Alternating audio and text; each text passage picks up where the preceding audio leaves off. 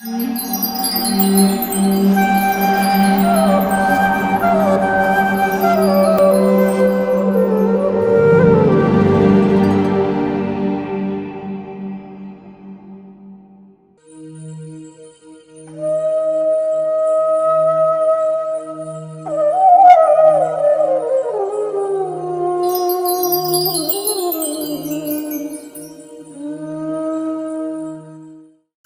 grateful that I'm getting the opportunity to speak here and share my experiences as a woman with all of you. I am Sri Sachi Devi Dasi, disciple of His Holiness Radhanath Swami. I am 73 years old. I got married at the age of 19.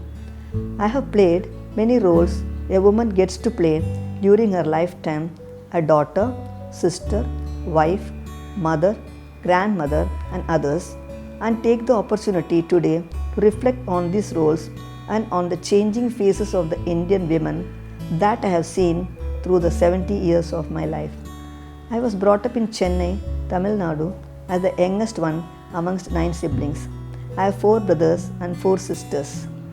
Talking about the woman in my mother's generation, I am proud to say that my mother has been and still is a role model for all my brothers and sisters and me. The dedication she had towards her role as an ideal mother and wife, daughter-in-law is something we discuss to this day during our once a year family get-together. Her mornings were spent tending to her role as a daughter-in-law, assisting my grandmother in her religious puja and worships. Her days were spent taking care of household chores. Some days, in the evenings, she would enthusiastically play the role of a classy social wife, accompanying her British company employed husband, my father, to formal parties and other social events.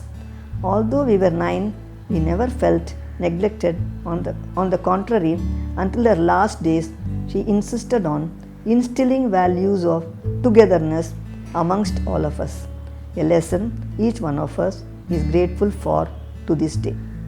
Women those days in general were very healthy. Each one was dedicated simply and wholly in the service of their families. They hardly complained of minor health problems. Although women those days were a little bit superstitious and followed blindly certain beliefs without inquiring into the science or reason behind it. They were all so simple that they were just happy to do as they were told to do, because of the faith in their elders' words. I got married at the age of 19 years to a 28-year-old engineer working in the Bhilai steel plant. Bhilai was a small industrial town with hardly anything developed, no temple, no good hospitals, not even a theatre. It was totally a novel experience for me to be so far away from my big family in Tamil Nadu and to adjust to a new life in a totally new place. My husband even had to do night shifts sometimes, and there were no telephones or emails in those days. My only connection was writing letters, which as a rule I was regular with. That regularity helped me maintain my relationship with mine and my husband families, and that in turn provided me the strength to take my life forward without complaint about loneliness. We were a happy bunch of family friends in Bhilai who shared our joys and sorrows with each other, thus created long-lasting loving bonds. Women in my generation, as I see, portrayed immensely values of adjustment and acceptance of change. Those who emerged successful in bringing up happy families were seldom seemed to be stubborn or rigid. My husband was a nice and kind person, but we shared mildly contrasting personality traits. He was expressive and dominant opinions, while my nature was more calm and accepting. So, whenever he would express something that would have not find agreeable, I made it a point to not to react immediately. I would wait for a day and the right time bring up the topic and discuss with him in calm manner. This helped both of us provide a tension or fight-free atmosphere within our homes to our children. I thoroughly enjoyed my role as a mother to my daughter Sadhana and my son Anand. I should say that both of them have been extremely nice, obedient and loving children. Their father insisted on discipline within the house, so I always tried to have a regular routine in their lives. They had a timetable to follow which included equal emphasis on studies, games and entertainment. I paid special attention to their prasadam always. We had a regular outing during vacations. I feel proud today also to see my daughter managing her various roles as a woman successfully along with her extremely cooperative husband. They are the members of Hindu Seva Samaj in Boston, US.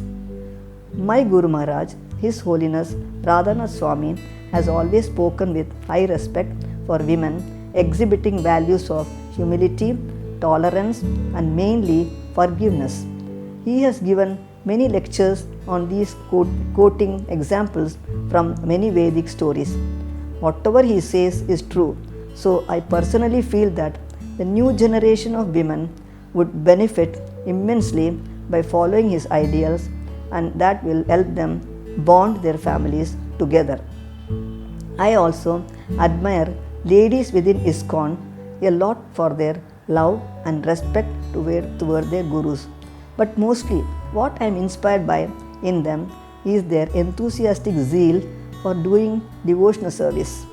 We find bold and charismatic lady like Her Grace Yamuna Devi who have done massive services in the forefront, and simple ladies in Govardhan Eco Village doing immense services in the background as well. I am extremely thankful to Supreme Lord Krishna, ISKCON, Srila Prabhupada, and to my Guru Maharaj, His Holiness Radhanath Swami, for bringing me in time under their shelter of their devotional services. We have regular Bhagavatam classes at our place. We go for Bhagavad Gita recitation to houses, and recently I got the opportunity to visit and serve I Camp in Barsana. I am very happy doing whatever little that I am able to contribute to their services. So on this day, I wish all the women folks to continue their selfless services and be the backbone of not only their own families but also the society at large. I strongly feel that the strength to do so will come by chanting the Hare Krishna Maha Mantra. Hare Krishna, Krishna Krishna, Hare Hare, Hare Rama, Rama Rama, Hare Hare. Thank you very much.